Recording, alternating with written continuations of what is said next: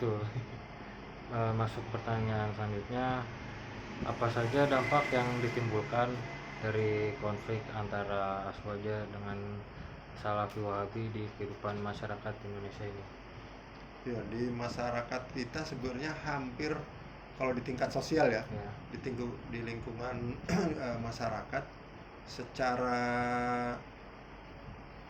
secara sosial nggak terlalu sih sebenarnya, nggak terlalu bahwa ketika dia mungkin bermusuhan cara sholatnya agak berbeda, tapi secara kemasyarakatan masih masih ini masih bersosial, nggak terlalu sih sebenarnya, baik yang Ahlussunnah wal Jamaah maupun yang Salafi Wahabi. Tapi dengan catatan itu kalau di area perkomplekan perumahan. iya. Tapi kalau di area pinggiran itu bisa jadi bisa diusir atau tidak diterima orang yang udah terindikasi, oh ini Salafi, Ya. Wahabi, ini nggak boleh masuk ke musola kita. Begitu juga dengan orang yang terindikasi mungkin, wah ini Ahlussunnah ini agak menyimpang nih ibadahnya nih. Biasanya dia suka penggunaan toanya terlalu over. Malam-malam belum waktunya sudah mulai persiapan azannya dengan ngajinya yang kenceng-kenceng seperti itu. Ya, di perkotaan masih ada toleransi, masih banyak. Tapi kalau di pedesaan sebenarnya di daerah pinggiran ya, bukan pedesaan. Karena kalau di pedesaan sekali, bahkan kalau udah ada satu ya sudah, itu yang lain nggak bisa masuk gitu. Ya, betul. Ditolak gitu. Masing-masing punya sudut pandang sendiri ya. Ya, punya sudut pandang sendiri yang memang sudah saling menajam sebenarnya. Bahkan saling cenderung tahu sama tahu sebenarnya. Tahu sama tahu. Dia itu kelompok ini punya senjata yang selalu dia tuduhkan ke yang lainnya ini. Nah, kelompok ini punya senjata yang selalu bisa mengkanter atau menuduh yang lain dengan ini. Ya, gitu.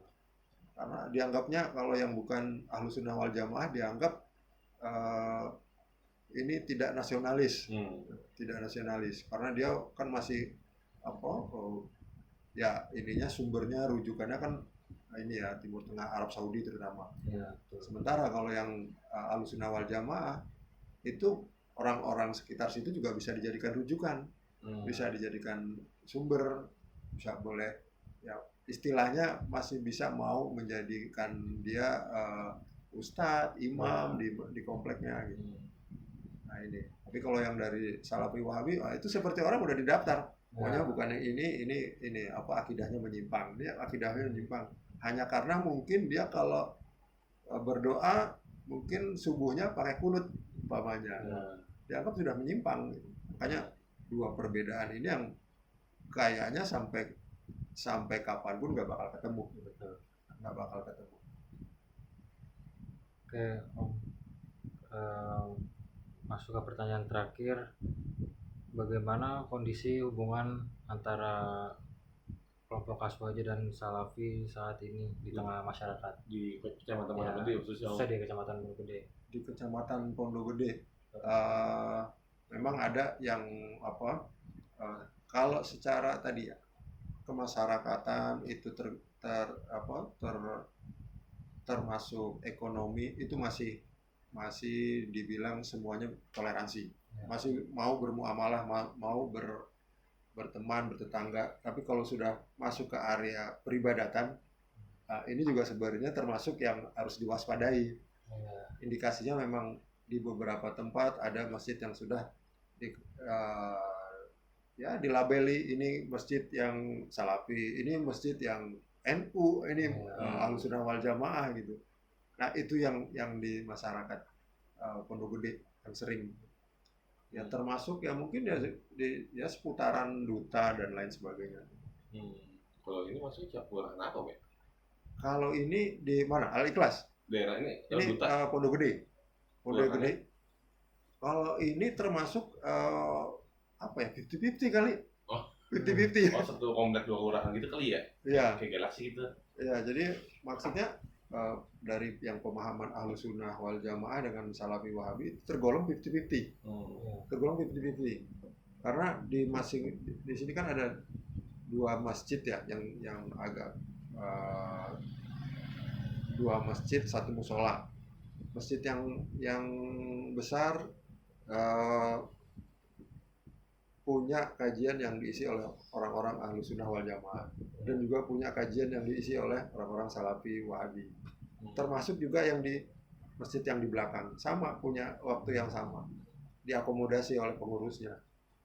Walaupun mungkin pendirinya di Duta Indah ini adalah orang yang dulunya Persis gitu ya, dari kultur Persis, kemudian ada kultur Muhammadiyah dan juga kultur NU, tapi belakangan semua diakomodasi, jadi yang punya punya mazhab, punya aliran fikih, punya ini ya udah diakomodasin, sepertinya kayak pasar bebas gitu. Jadi terserah masyarakat nanti mau ikut ya dengan kecenderungan yang mana gitu. Kalau ini konflik sosial yang pernah terjadi di Pondok Gede ada nggak sih gitu? Nggak ada, kayaknya nggak ada. Tapi kalau cuma sekedar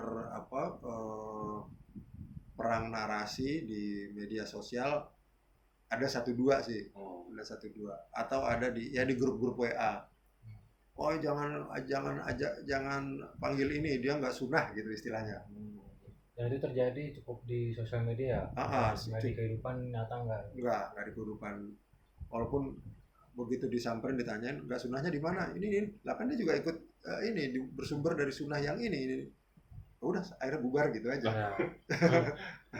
Alhamdulillahnya di sini mungkin kultur Indonesianya keluar gitu, jadi akhirnya udahlah, yang penting nafsi aja gitu. Toh juga kalau kita toh kalau kita salah, buktinya kita belum ketahuan apa kita masuk neraka apa masuk surga gitu.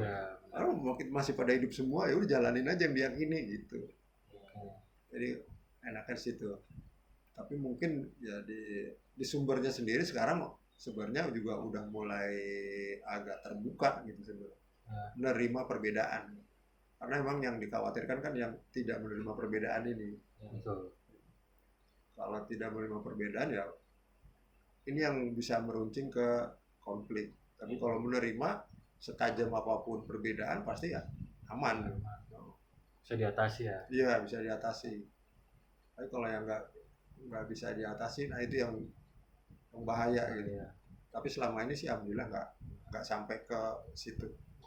Jadi konflik sosial bentuknya halus aja gitu ya? Iya. Jadi sewajarnya aja gitu. Mungkin karena kultur Indonesia jadi orang ya udah merangkul semuanya. Tapi kalau kultur Timur Tengah ya udah urusannya perang kayaknya begitu ya. Karena emang itu ini prinsip yang sensitif, isu-isu yang sensitif, aliran keagamaan. Ada lagi Pak?